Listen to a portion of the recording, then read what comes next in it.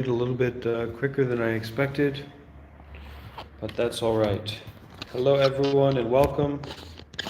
If you're joining into this live stream after we've already gone live, you can move ahead to about the 10-minute mark, and that's when we will formally get started.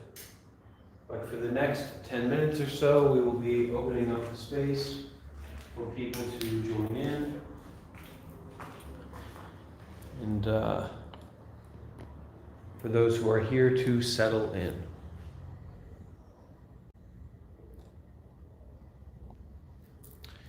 Hello there, Chesh.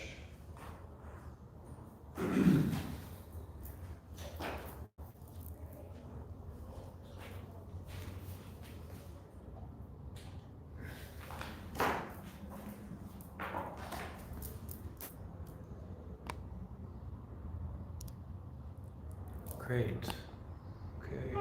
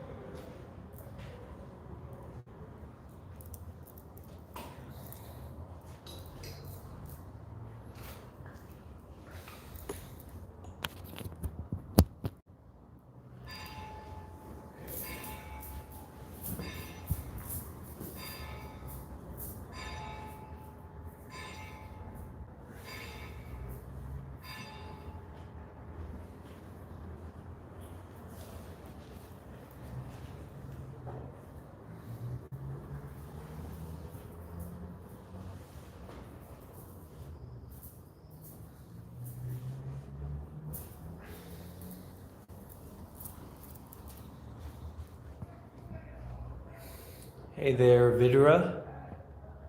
Vidura1. Hello.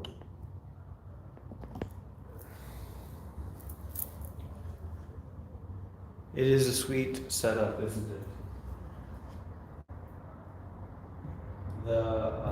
I guess my main teacher, my formal teacher as a monk is, he's very open and he has a lot of followers who think very sweetly of him, and so he has a kind of in his main temple area, the place where he sleeps, and it's like a sleeping in an office, and where he receives people, he has one of these kind of benches, and people will put like the sweet stuffed animals there, and he doesn't move them. So when I came here, I guess these are left over from when he was here last year. And we get to enjoy them. The rainbow is also nice. Happy Pride Month to everyone. Happy Pride Month. Banish any ghosts who are here. Clearing the space and the area. Just going to make an announcement on the Discord that we are now live.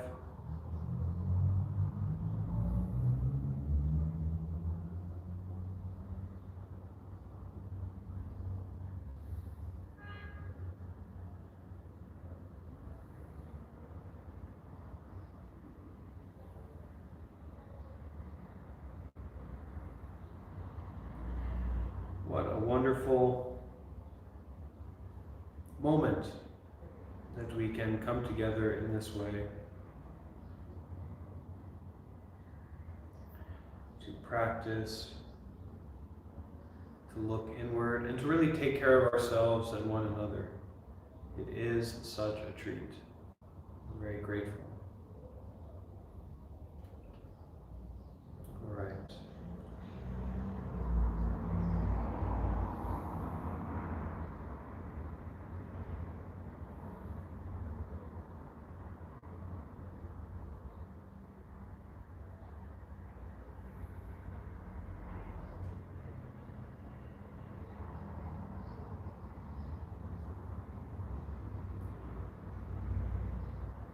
Hey, Vidura. Is Vidura I said hello to? Hi there, Alex and Rehan. Mei Lee, hi. And Gold Chocobo, good to see you here. Felix, Anna, Chad, Chash, of course. Great to have everyone here. And Cindy, and Cricket. Lots of people coming together. I'm hoping that, let's see, in about 2 weeks, let's say it should be by 2 weeks, we should have some live streams where the production quality is greatly increased. So once I get back to America, I'm going to have a computer and try to get a better microphone, a better camera, kind of a camera to use, all kind of minimal. And also, if using a computer, I believe that we'll be able to meet mainly through Discord. So we'll be able to see each other's faces, but also to stream on YouTube at the same time. So I think that will be nice. And for those who are willing, we may be able to, at that beginning time when we're opening up the space for people to join in, that maybe the YouTube channel itself can be showing some of the people who are there. Yeah, speaking of noisy, I will bring the camera a little bit closer so that the noise is maybe more focused. But I don't want to leave out the rainbow or the owl either, because those are important. It is very noisy, and we're actually at the town square here in Italy. It's right at the center of this village, of this town. Hey Fung and Kent, hi there.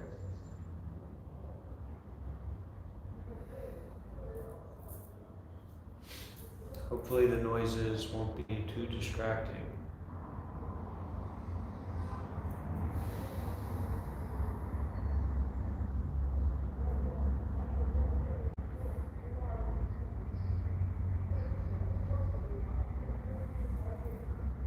Oh, Trav Kit, just woke up just in time for this. That's great. Hey BDR and Chad, it's something special about being together live, right? That's not to discourage people from watching later, and some people do join for these sessions later, which is I don't know, I really appreciate that. It surprises me that people tune in and they watch later on, but people do, and it's great. But the focus is to be live and to be here together. There is a specialness about that.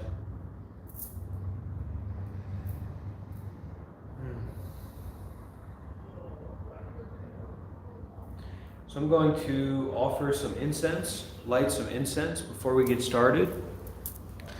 And as you are seeing me lighting the incense, go ahead and starting to calm, to settle down, find that comfortable position, maybe even lighting your own incense if you like. And you can see kind of what's going on in the altar here. These are just some of the things that we have at the temple for one reason or another.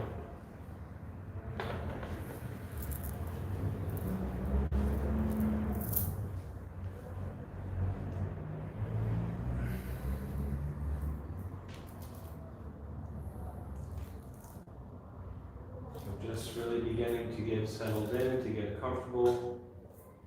Maybe lighting some incense if you like.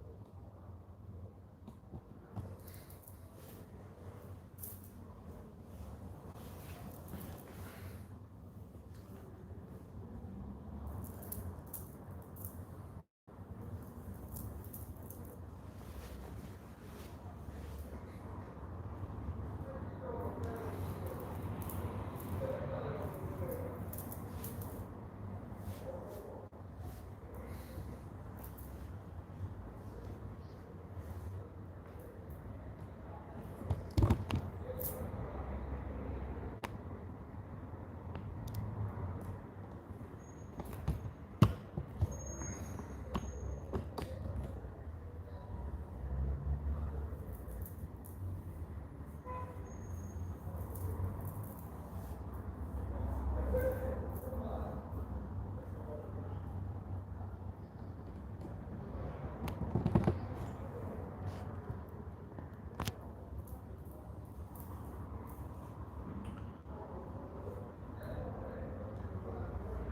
right, so let's begin our practice together with just a few moments of mindful breathing, a few moments of maybe moving our body a little bit, really getting comfortable into our seated position or whatever position that we are taking for our meditation, for our guided reading. Settling in, getting comfortable, bringing our mind and our focus onto the breath, onto the body, and simply taking a few moments to ground, to stabilize, to really step into the space with our attention, our sincerity.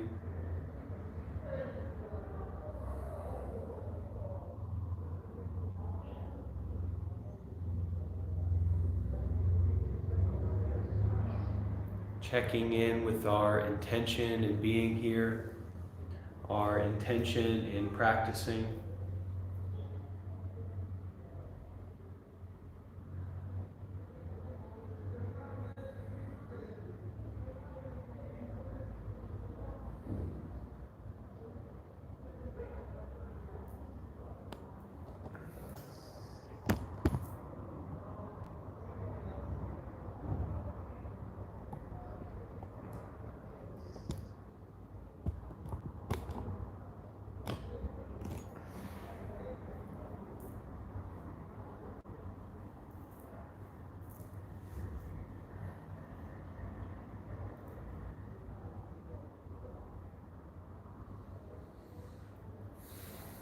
Feeling the weight, the presence of the body.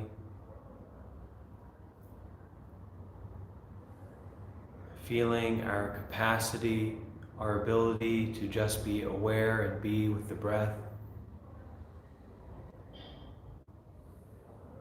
We might have had a bad day or a good day. There may be something that we're looking forward to or something that we're dreading.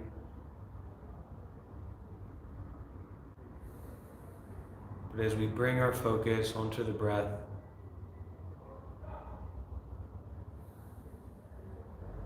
feeling the breath coming in and going out, connecting with our ability to just breathe and to be present.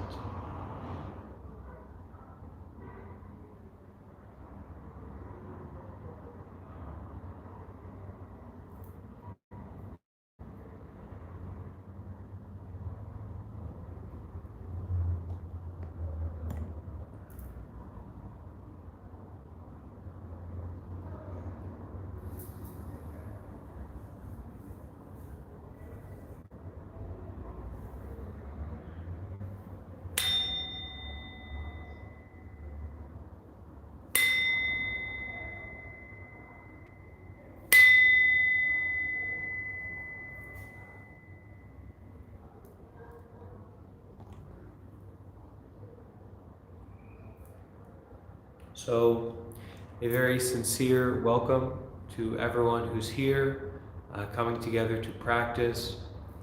We'll start today with a guided reading from Ajahn Sumedho.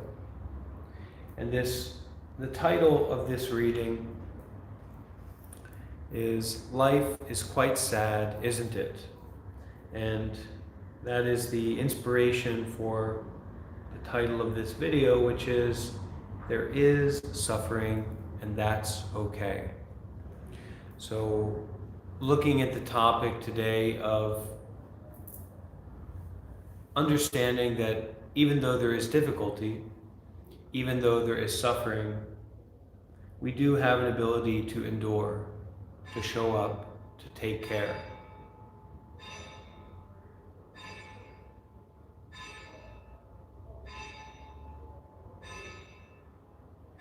So as we're going through this reading, I encourage you to listen deeply, listening from the heart and the body. And after we go through the reading, we will have a few minutes of guided meditation together.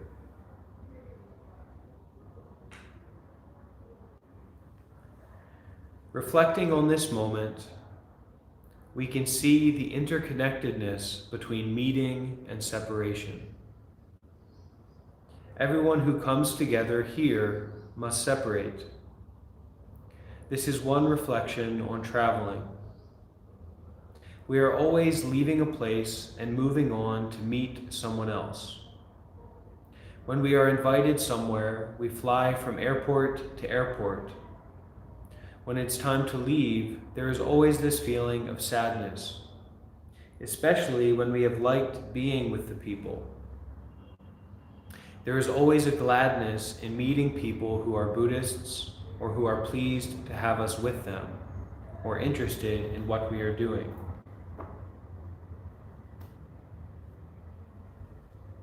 We can watch this in the mind when going to a Buddhist group. The happiness of people receiving us, and then the sadness of separation from people who have treated us well and have been very respectful. This is the way things are. We don't need to make anything out of it, but reflecting on Dhamma helps us to understand what it means to be human. Reflecting itself helps us to understand what it means to be human. We don't try to feel nothing so that we would be able to be totally blank and indifferent. In meditation, we're not trying to blank out. We're not trying to feel nothing. We're not daring or not trying to feel gladness, sadness, or any emotional state. But being indifferent and insensitive is not the middle way at all. Sensitivity requires us to feel these things, to know what they are. We're not afraid to feel likings, and we're unafraid at feeling pain. Because we were born into this form, this human body, we are very sensitive and have emotions. That's just the way it is, the way we feel and will feel until we die. When we're dead, we won't feel anything. Being human is like this. We have these human attractions and aversions. Male and female. There it is. Male, female, many different non-binary, all kinds of beings, people.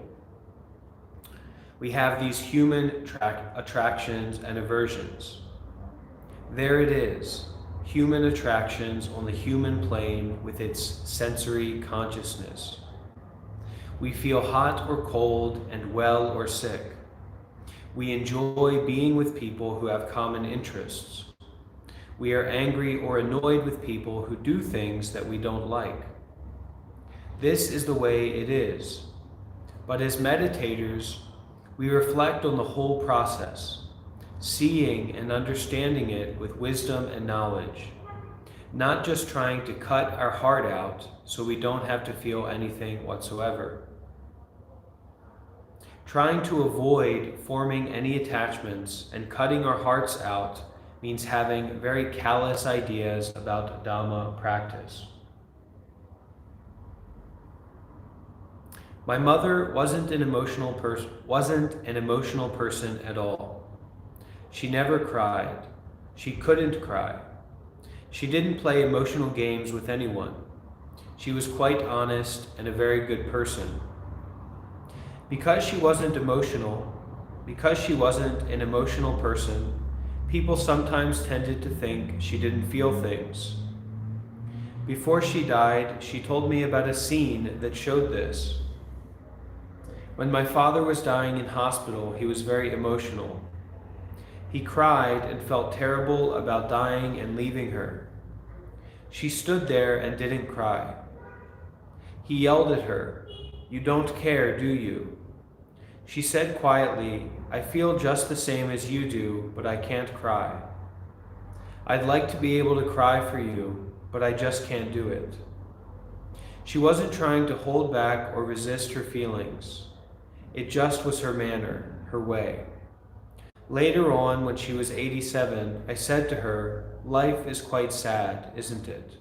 And she said, "Yes, very sad." Not in a complaining or bitter way, but simply as a woman at the end of her life, who had lived quite well and wisely, and realized that there is a pathos and sadness to our life. So there is difficulty, there is suffering, there is unsatisfactoriness in our life as a major aspect of our life. This common way of trying to deal with suffering by getting rid of it and chasing pleasure doesn't work. It's not an effective way to develop ourselves, to mature, to deal with our suffering. Because there is suffering, there is difficulty, there is unsatisfactoriness. It's a fundamental part of our life. So as we develop our capacity to be with suffering, to embrace this reality, we can learn to understand it and have compassion for it instead of just trying to get rid of it. We can't do that. And so as we learn, as we understand suffering, as we begin to be compassionate and attentive to our suffering, we can also begin to nurture happiness. But not by getting rid of suffering, but learning to be with it in a skillful way, in a healthy way.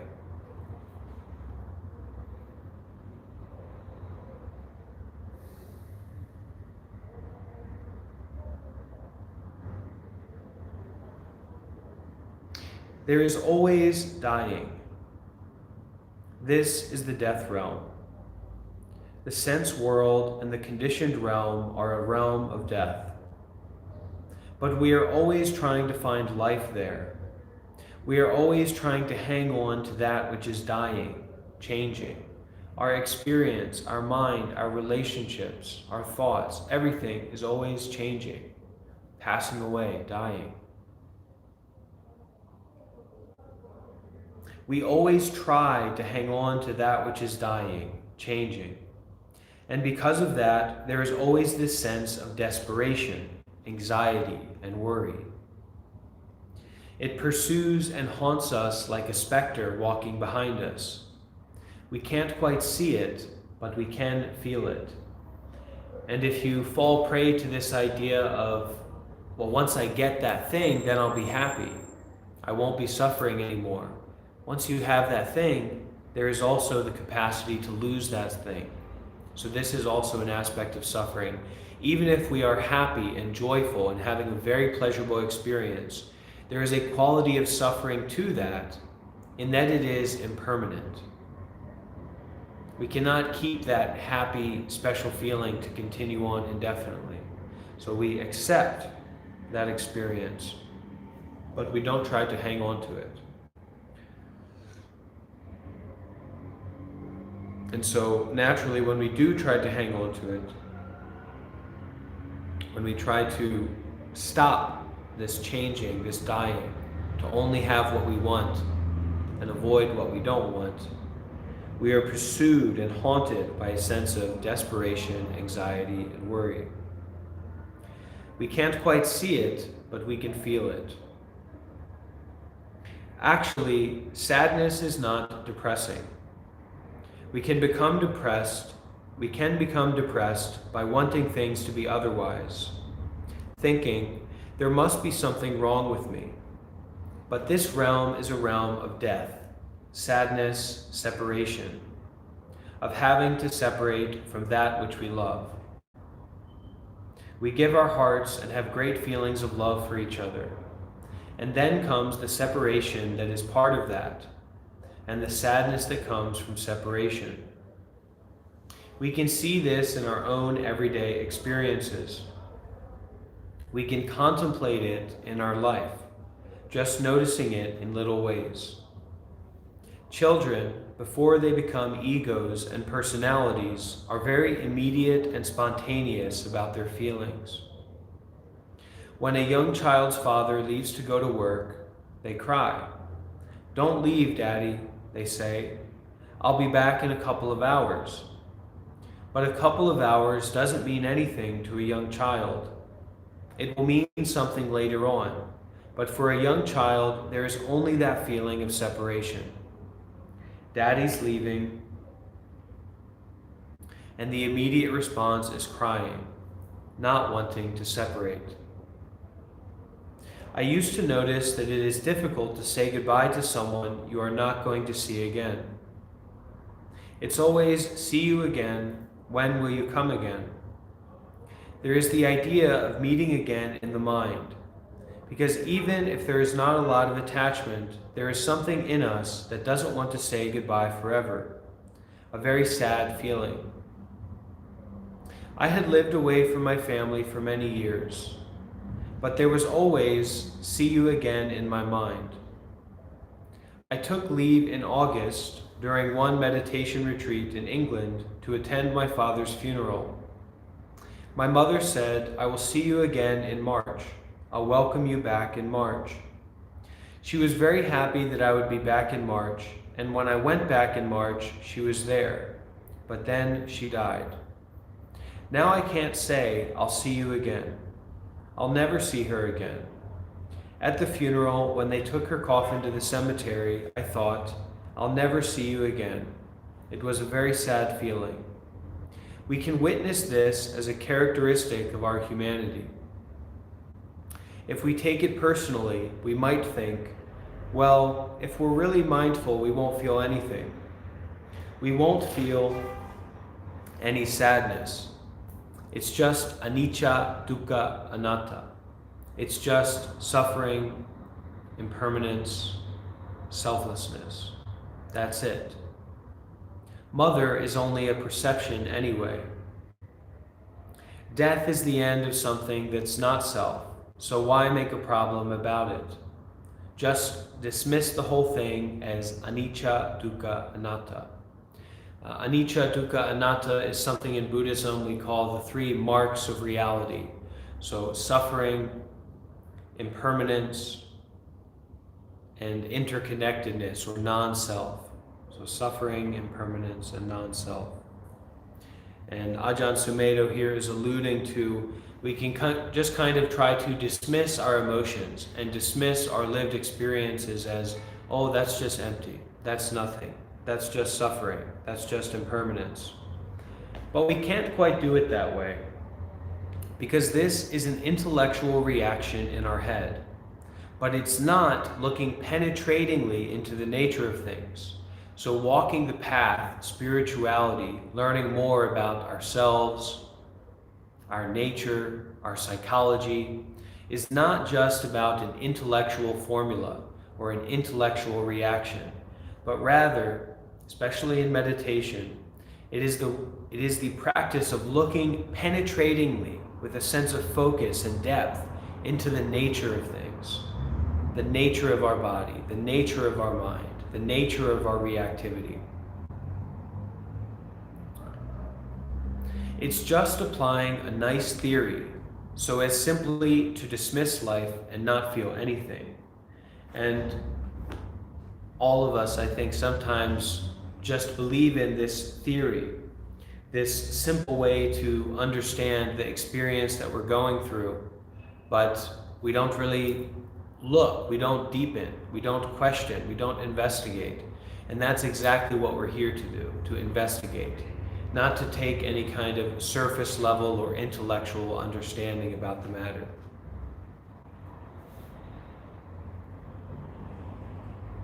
It's just applying a nice theory so as simply to dismiss life and not feel anything. We needn't be frightened of or resist feeling, but rather we can contemplate it instead. Because this is the realm we have to put up with and live in for a lifetime. Emotions, feelings, and intuition are an inseparable part of that realm. If they are not recognized, witnessed, and understood, we become callous and insensitive rationalists. We become ignorant. we become immature, we become overly self-confident without having an actual insight into our psychology or an insight into how we act in the world.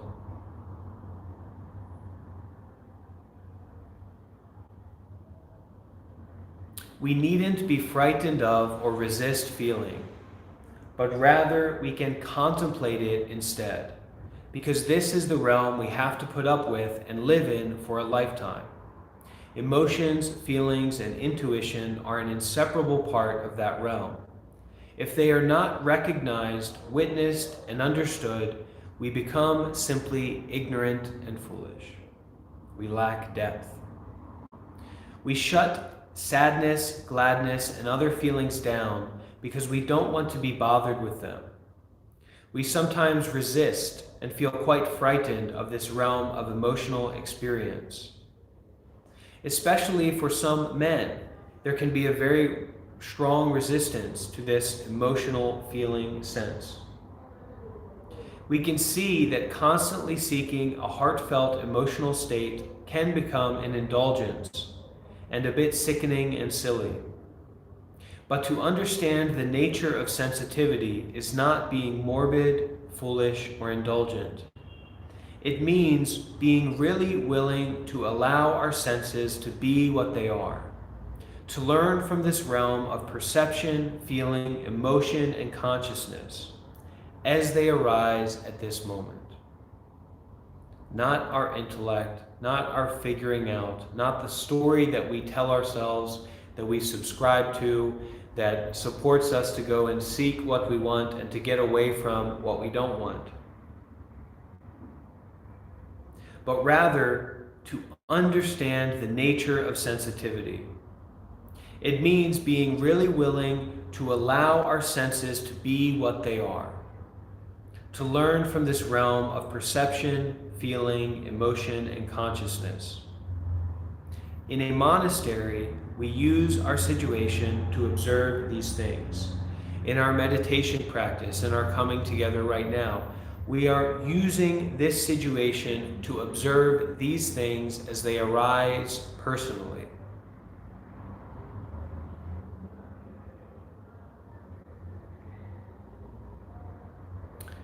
Something really moving in Thailand is the dana aspect. Dana is this word that means generosity.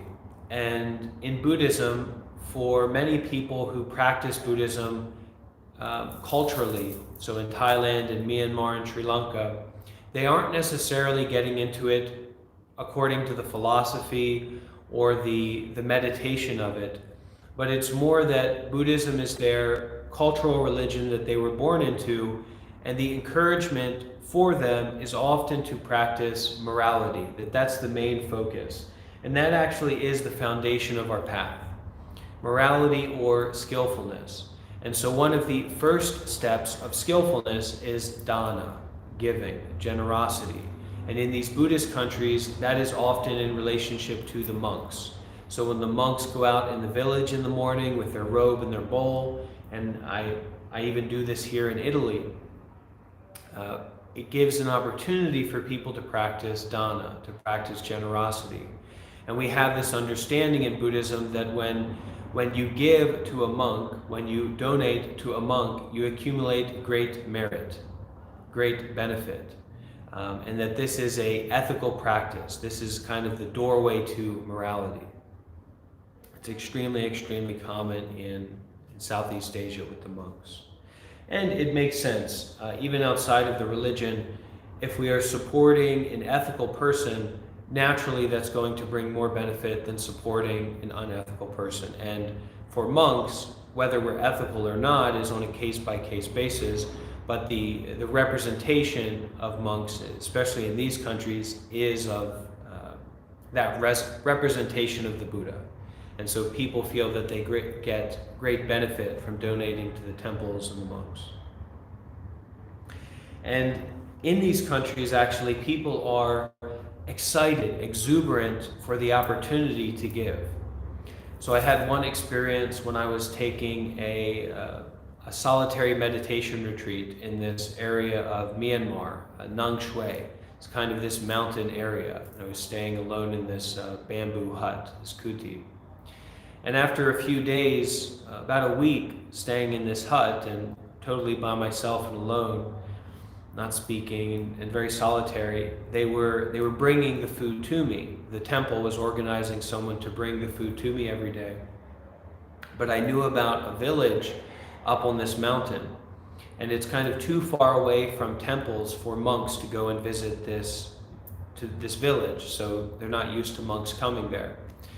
But I got the idea in my head to start going there in the morning, and when I did go there with no preparation, no expectation from the village, it was a small village on this mountain, people were excited and happy and grateful to me for being there as an opportunity for them to practice this dana, to practice generosity. So walking through the village slowly with the eyes down, people would call out to me from their homes and be so happy and excited that the opportunity for dana was there. So this is a major Buddhist principle, this idea of dana, of giving. Something really moving in Thailand is the dana aspect. Thai people are so generous. That really touches me and means a lot to me. I didn't expect anything like that. As I'm a foreigner, why should anyone bother feeding and looking after me? And within Buddhism, this kind of generosity and this feeling of being touched, especially as a monk, by people's generosity is, you don't get that kind of practice in Western society. But people in these countries are they're so happy to support and to look after monks. So as I'm a foreigner, and this is Ajahn Sumedho when he was in Thailand, as I'm a foreigner, why should anyone bother feeding and looking after me? And they don't really ask for very much in return. When I was a junior monk, they didn't expect me to do anything. I would just sit there like a bump on a log. In fact, they often want to give you too many things. They really love to support people living the holy life. This gave me the intention to be worthy of that kind of generosity. One way of trying to be worthy is to be as good a monk as possible, to practice and to keep the Vinaya and practice the Dhamma. So to live ethically and practice in accordance with the Buddha's teachings. We can quite deliberately bring to mind the generosity of this country. It's probably one of the most generous countries we could ever live in. And this is true of any of these Buddhist countries. Generosity is such a fundamental part of their culture and their practice of Buddhism. The amount of giving to people living the holy life is amazing. And they expect hardly anything from us. Maybe a smile now and then, or a friendly gesture. This is something that touches the heart. It touches my heart. I wouldn't say, well, generosity is suffering, impermanence, and no self. Don't get attached to it. This is using feeling in a way that's uplifting. When I contemplate the goodness, generosity, and compassion of my teacher, it has an elevating influence on my heart. It helps in our practice and in developing samadhi, or meditative absorption, deep states of peace that we find in meditation.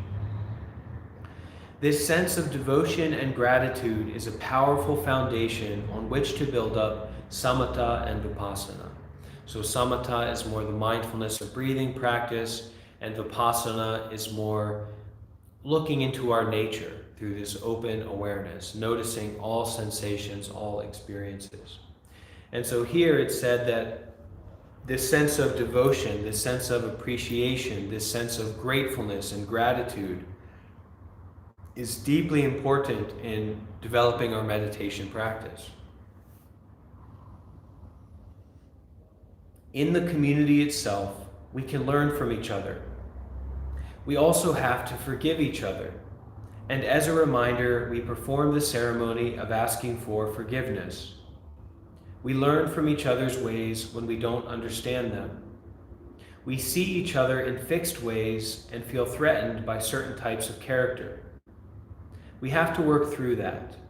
So we need to allow each other that space of forgiveness for not being perfect, totally wise, and without flaws all the time. Even monks like myself, who have been monks much longer than others, still ask for forgiveness for wrongdoing, for anything said or done, intentionally or unintentionally, that may have offended or upset anyone, or caused some kind of unhappiness. This is a way of clearing and cleaning, of setting things right in ourselves and in our relationships with each other. And for a moment right now, we can bring up that consideration, each of us personally, and I will do for myself. This consideration of if there is anything that we've done wrong, intentionally or unintentionally, that has harmed another person, that has caused another person to feel suffering or feel unappreciated or disrespected. If we've done anything like that, may we really bring up this request for forgiveness.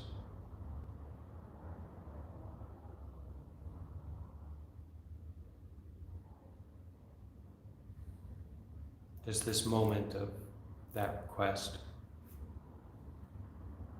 That sentimentality. And really meaning it as much as we can. If we've done anything to harm another person, intentionally or unintentionally, may we be forgiven. This is a way of clearing and cleaning, of setting things right in ourselves and in our relationships with each other.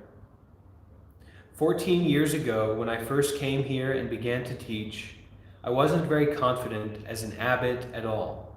I wasn't very confident as a head monk. I had never been one before, so I was petrified.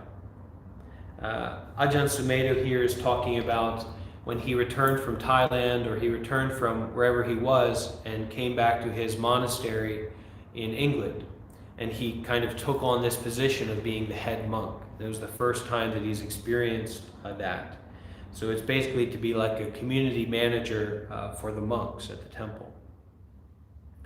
So 14 years ago, when I first came here and began to teach, I wasn't very confident as a leader at all. I had never been one before, so I was petrified. Western monks are full of ideas and all kinds of different views and opinions, and I was supposed to be the leader. Sitting there with all these monks giving me a piece of their minds and throwing opinions at me. There was always conflict, until things became really awful. I remember one morning I became really stern and laid things down, saying, "I am the abbot here. You follow me and shut up. I can't operate in this position if you're going to do this to me. One person wants to do it this way, another wants to do it that way. How am I supposed to function as the leader?"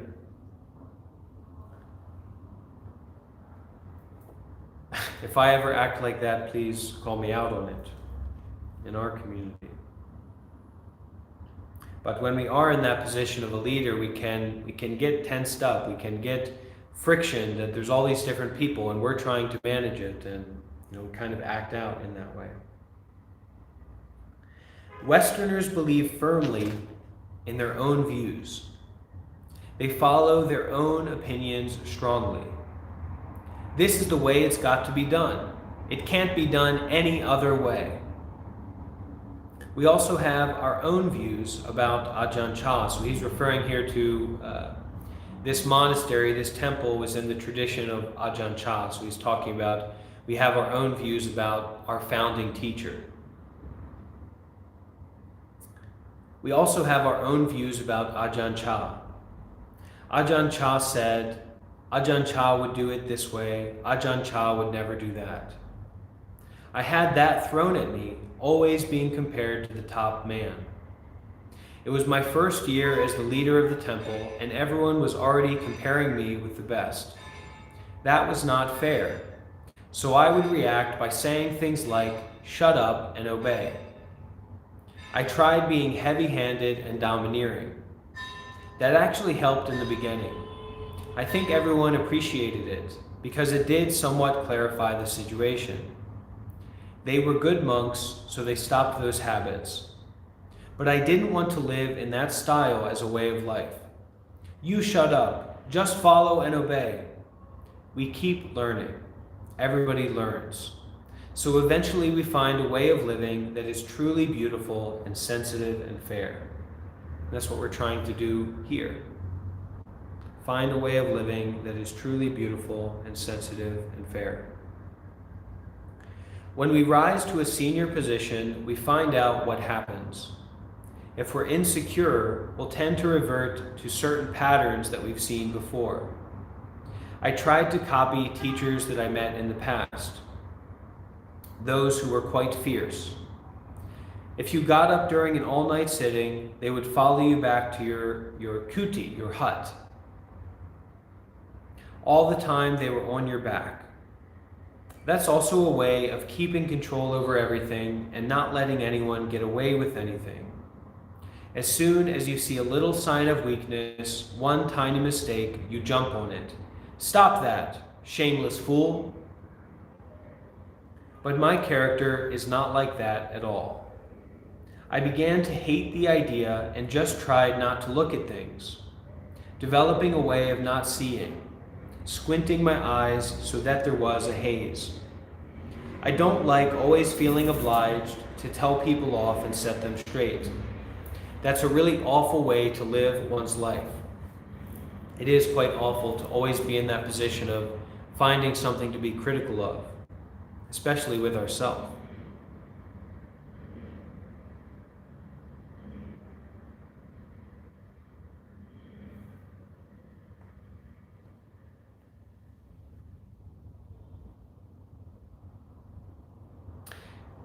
I don't like always feeling obliged to tell people off and set them straight. That's a really awful way to live one's life, and that wasn't what that previous teacher did anyway. They were actually a very kind monk. Their behavior wasn't coming from a nasty place, and I found them very helpful. But in that same supervisory position, I used to get pretty nasty because I resented the role. I would be quite unpleasant. But this is how we learn. We learn from all this by reflecting on the results. More and more I realized I was just trying to copy someone else. I could never be like the head teacher. I could never be like anyone else. I had to trust my own quality and character and develop from there.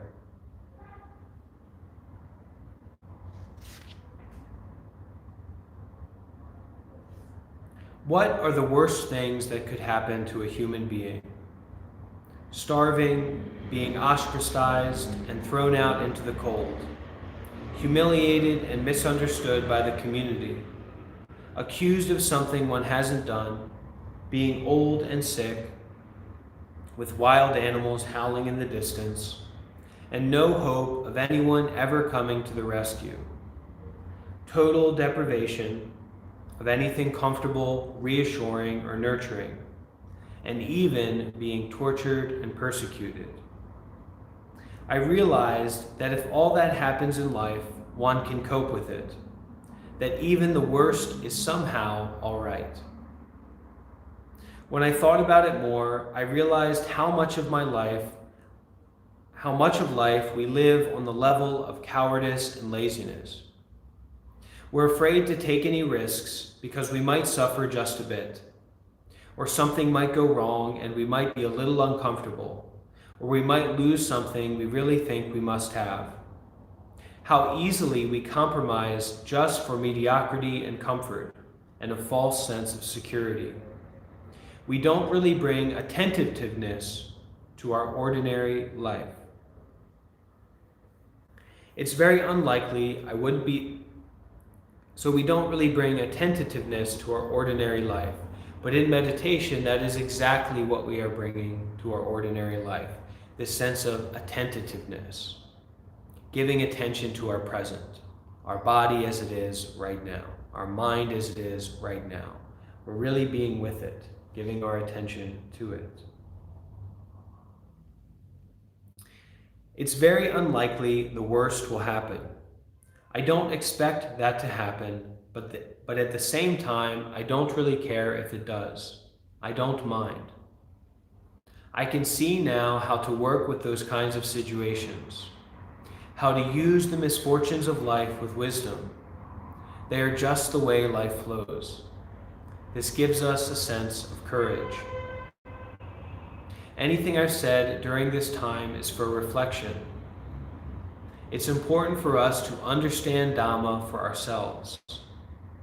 I'm not trying to tell anyone how they should practice or what they should do. It's for us to consider how to cultivate our own reflective mind.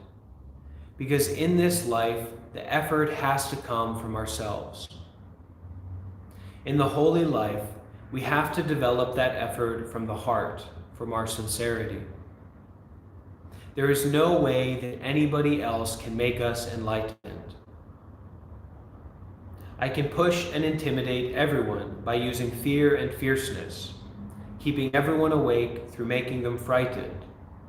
But that just tends to condition us to be frightened creatures who are obedient and do all the right things because we're afraid of being punished and beaten up if we don't. But this life as a practitioner is a matter of rising up, growing up, and developing effort from there. We need to cultivate right effort, right mindfulness, right concentration. They are all a part of the Noble Eightfold Path. I encourage everyone to do that and use the situation here for practice. It's a good situation, something to treasure, to respect, and to use properly. We need to cultivate right effort, right mindfulness, and right concentration.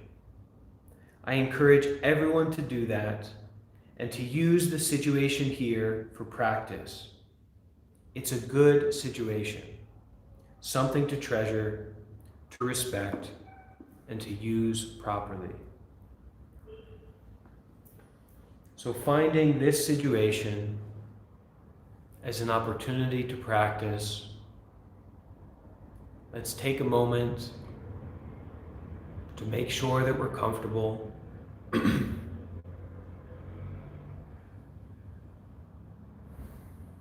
To bring our attention onto the breath.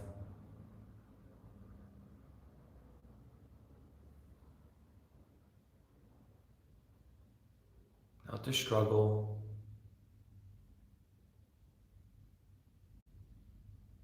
But allow our mind to move from listening to being aware of the breath. Being aware of the body.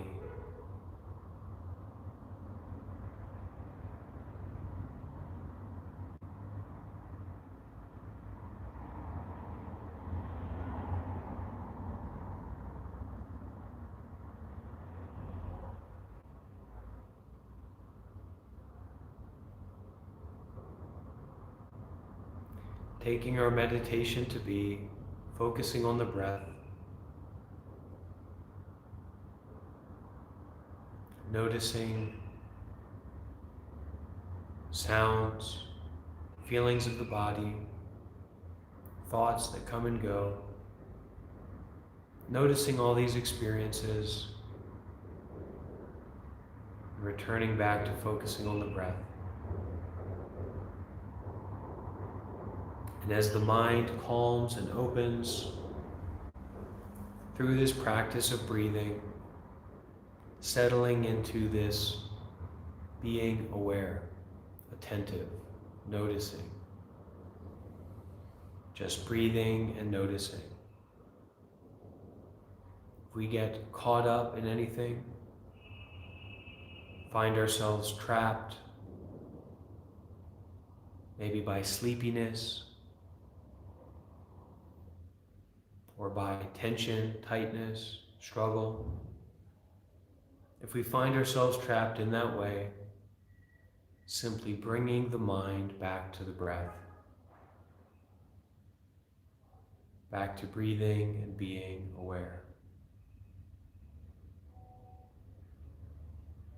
Breath by breath, moment by moment, attentively aware and conscious.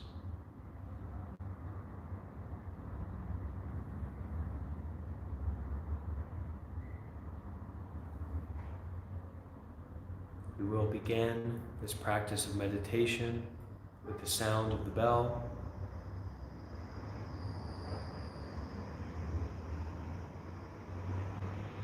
And we will practice until we hear the sound of the bell again.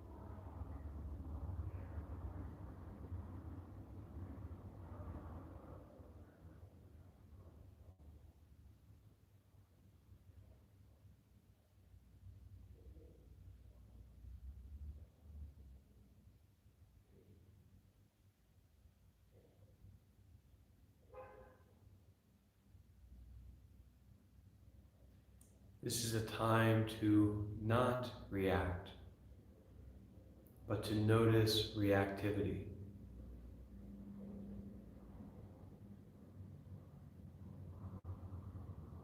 To reflect, to look, to question, to notice.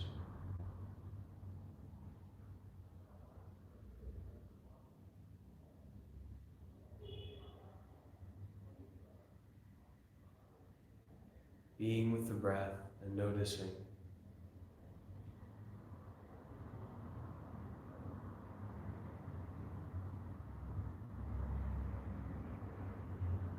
Noticing the habits of mind.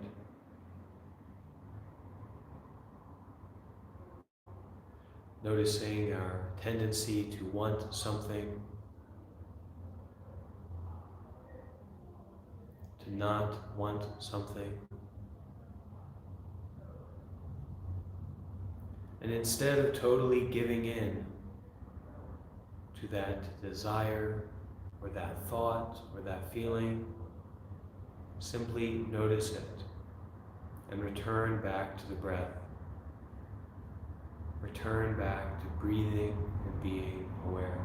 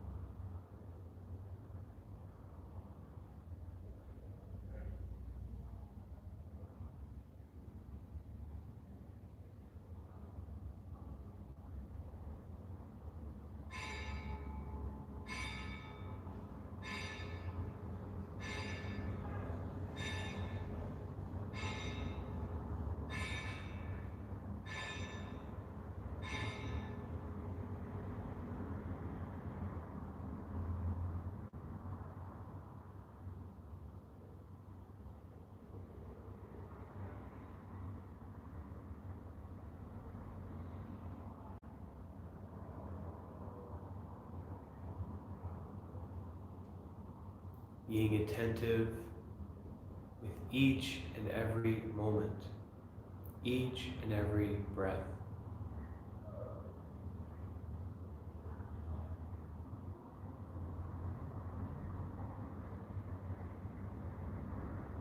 Don't worry about meditating for 5 or 10 minutes. Meditate for this breath. The breath coming in and going out.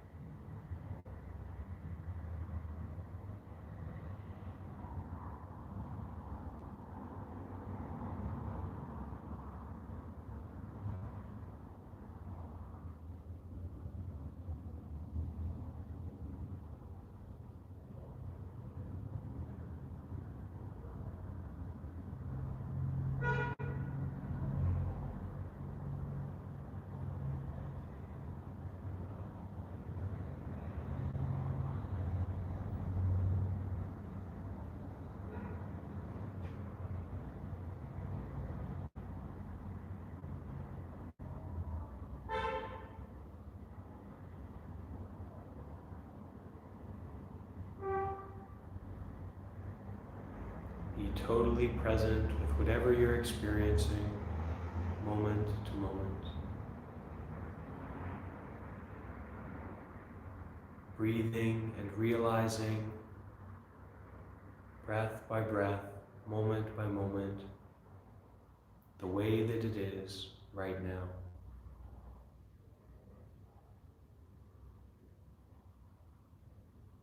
In our meditation, we are looking directly at the way that it is right now.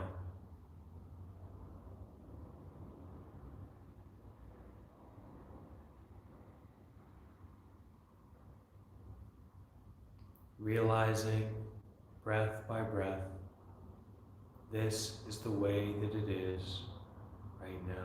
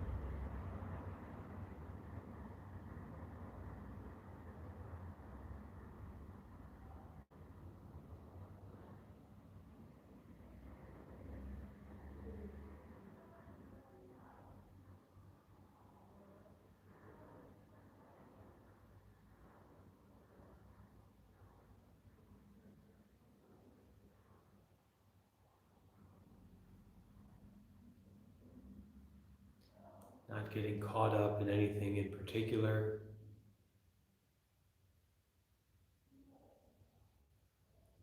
Breath by breath, realizing, experiencing the way that it is.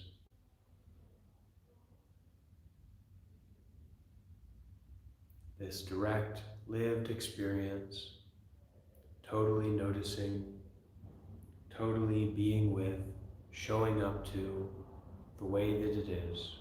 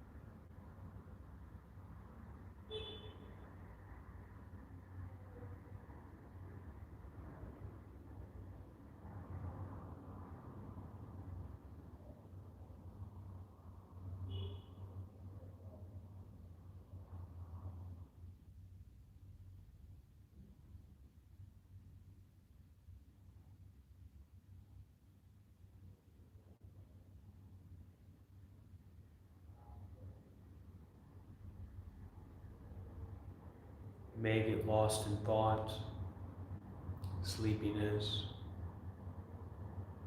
a feeling of wanting to do something else. Returning to the breath, the physical, direct experience of the breath coming in and going out.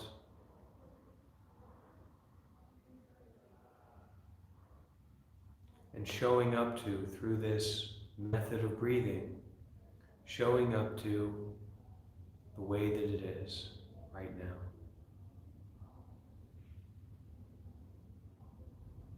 Being with that. No idea of changing it, better or worse. Totally being with the way that it is right now.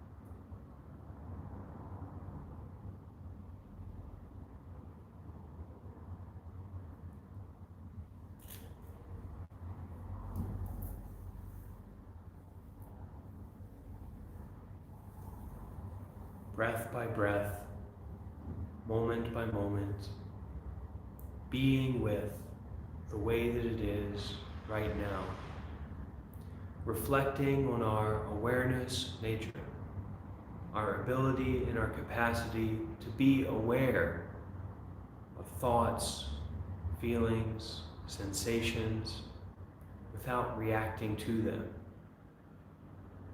So that even if there is difficulty, there is pain, there is suffering, gently and sincerely We can be with it. We can endure. We can establish peace, even if there is suffering.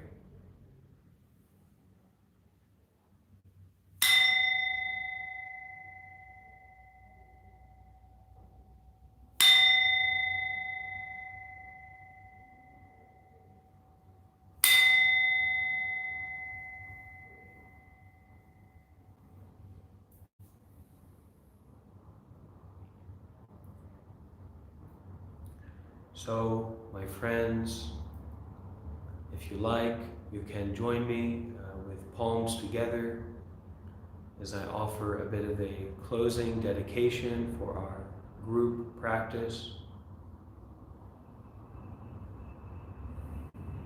Being with the breath and the body, being aware. May all beings be well, happy, and peaceful. May I accept all aspects of myself, and may my acceptance of all aspects of myself benefit and support the peace of those around me. May all beings be well, happy, and peaceful. Sadhu, sadhu, sadhu.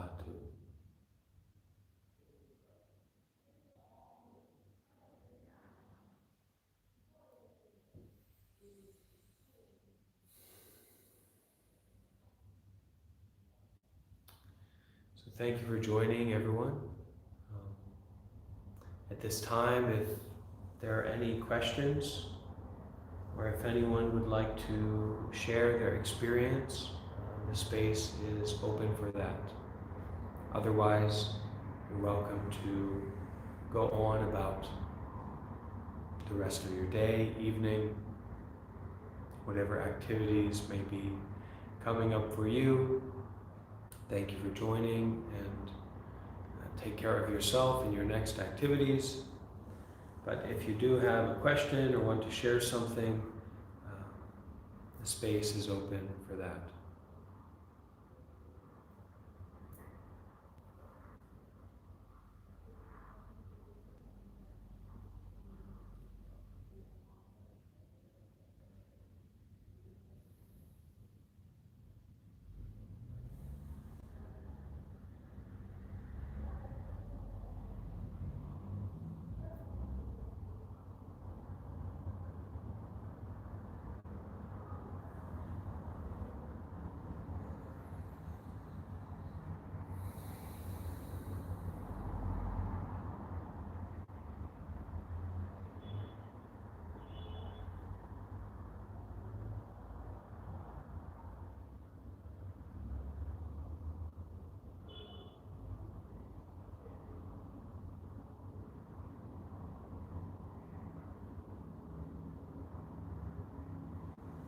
So Cindy Taylor asking, what is merit?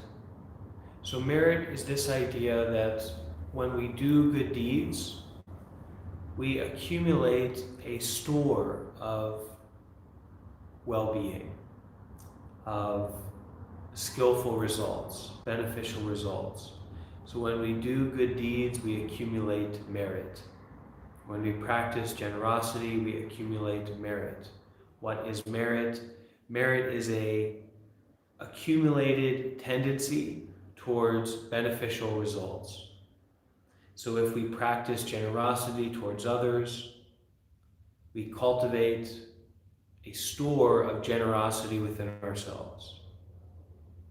If we practice patience towards others, we cultivate a store, a wealth, an abundance of patience within ourselves.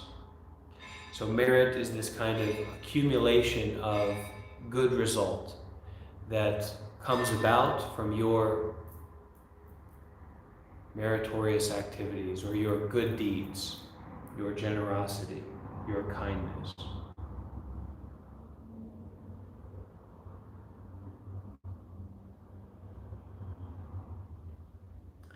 Oh, Casimir, so great joining.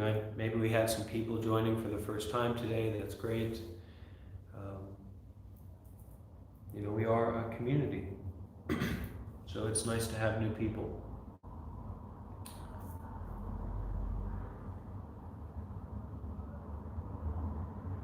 Maintaining the same position in meditation can be difficult, but it can also be quite a rewarding way to develop our sense of being able to be with difficulty and not be overcome by it. So it's this experience of being with this simple difficulty. So like it can be pain in our knees or pain in our legs. And when we're meditating and we're being with that pain, noticing that pain, but we're not trying to run away from it, we can find that that pain is painful, but also it's just a sensation. It's just a feeling. And that we have an ability to be with it without suffering. So we can just be with pain even though we don't like it. That can be empowering. And it has the result or the effect that when we're in a painful situation, when we have a painful idea or a painful dynamic with a relationship, we have this feeling that, oh, even though this is painful, I can bear with it. I don't need to run away right away because there's pain. I can be with it. I can be embodied and still and empowered. I can do me. I can take care even though there is a bit of pain.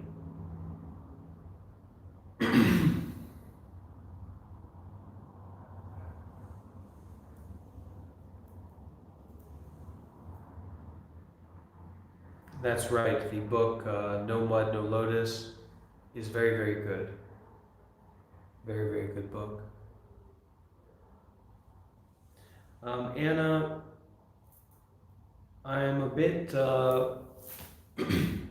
familiar with Taoism, but I don't study it, I don't focus on it, but I am familiar.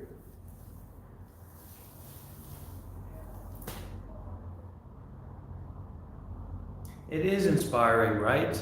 And we bring about our own inspiration when we practice meditation. We really take care of ourselves, we reward ourselves, and we get with it. We get inspired by our ability to do things we didn't know we could do. To be compassionate and to be patient in situations that we didn't know we could be compassionate in. We didn't know we could be patient in. And in meditation, we really give ourselves this time, these moments to live an embodied life, to embrace adversity, to cultivate our own peace, our own well-being, our own stability. So meditation in that way is very helpful, very skillful. And it's a gift, it's a treasure when we, for me personally, when I set up the live stream, when I do a little bit of preparation, and then I find myself sitting here and we're live and we're all together and we're kind of settled in, it's a treasure. It's something really to be valued and taken care of, and it's something for us to put our effort into because it's important. It's really, really important.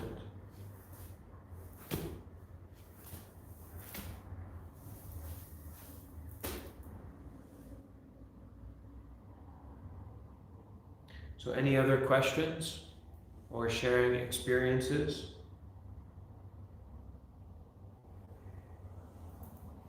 I don't focus a lot on visualizations or things like that. It's not something I prioritize or I emphasize. I think that what we should focus on when it comes to our practice is really to cultivate a sense of sincerity and a sense of heart. So really our motivations for practicing. Why are we practicing? And do we really have that diligence, that care to practice in a way that It's difficult, but we keep coming back to it and we keep working with it. I would say that's most important.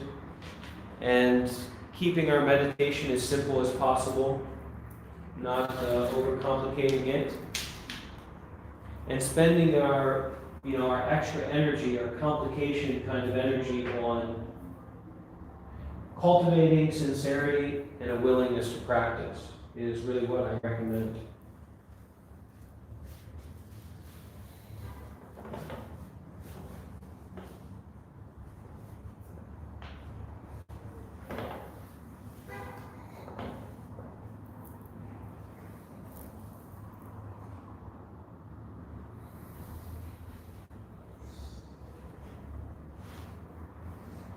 Yeah, Felix, I hope you're doing okay. I hope you're all right.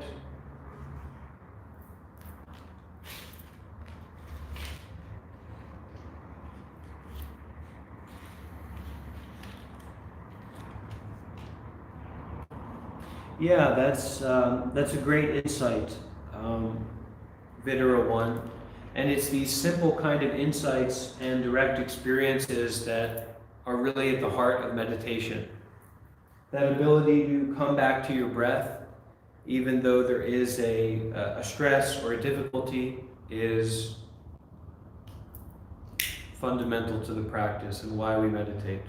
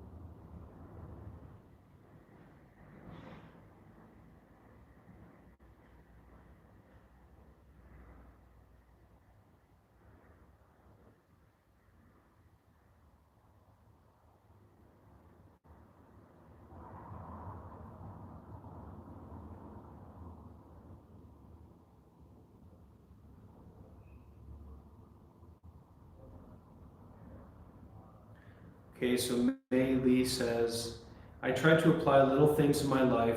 Whenever I have intrusive thoughts or anxiety, I tell myself, let's go from the principle that all is going to be well. I think that's great. Yeah, I think that's really good. I think that's a very, very good way to go about it. Good night, Anna. Sweet dreams. Oh my goodness, Felix is going to be all right, and we have a community here. So don't be shy about leaning into that community. That's what it's there for. Our monk life community.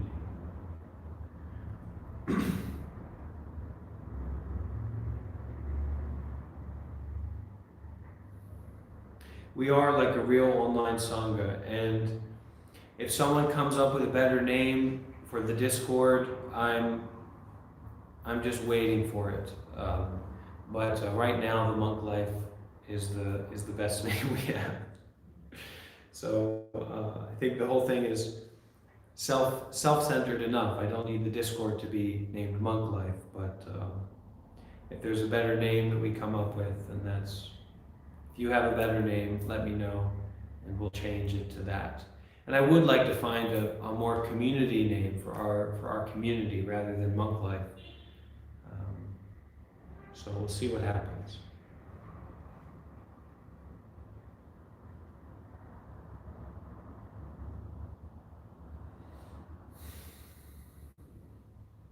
I'm really looking forward to increasing the production quality once I get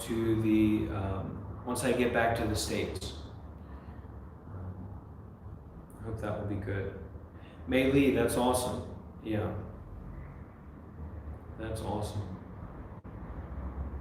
I've been using Reddit, the Reddit Live thing a lot, and I enjoy that. A lot of people seems to be, for a lot of people, a connection point and a resource for getting into this stuff, and that's what it's meant to be. So Patrick has a name idea for the Discord: Monk Vibe, Vibe Monk, Vibe Tribe. Well, maybe we'll let that one sit and we'll see if it comes up again, Patrick. Vibe Tribe.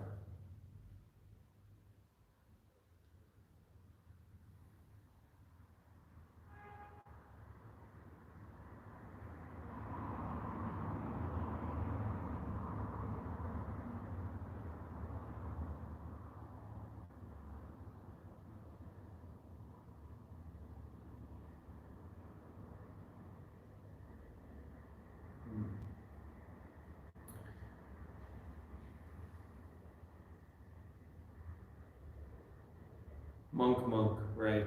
Life. Yeah, that's, those aren't too much better than the names that we got when I asked about this in the Discord. So, we'll see what happens naturally.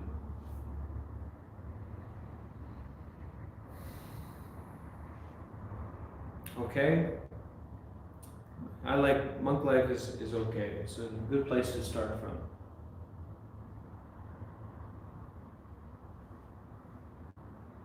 Yeah, it doesn't necessarily refer to me particularly. We can say it refers to like the path, the way, focusing on practice, living according to compassion. We could say that, yeah. Just monk life in general. That's a good point.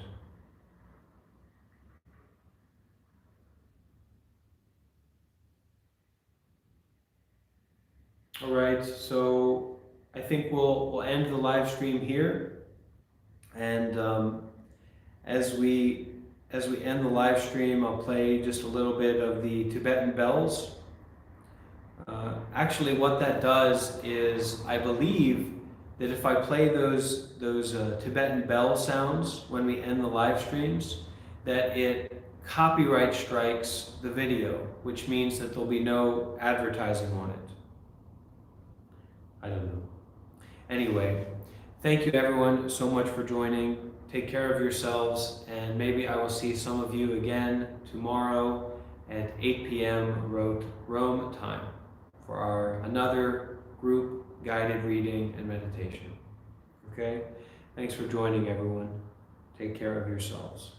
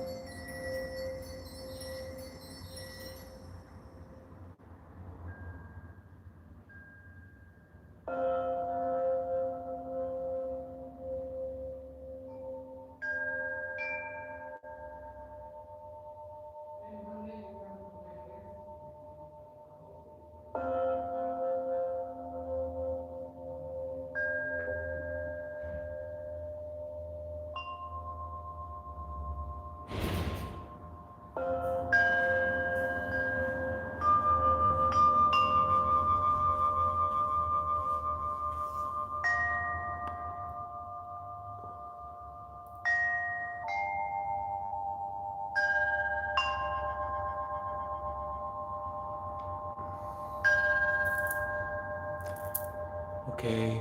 Good night, everyone. Take care.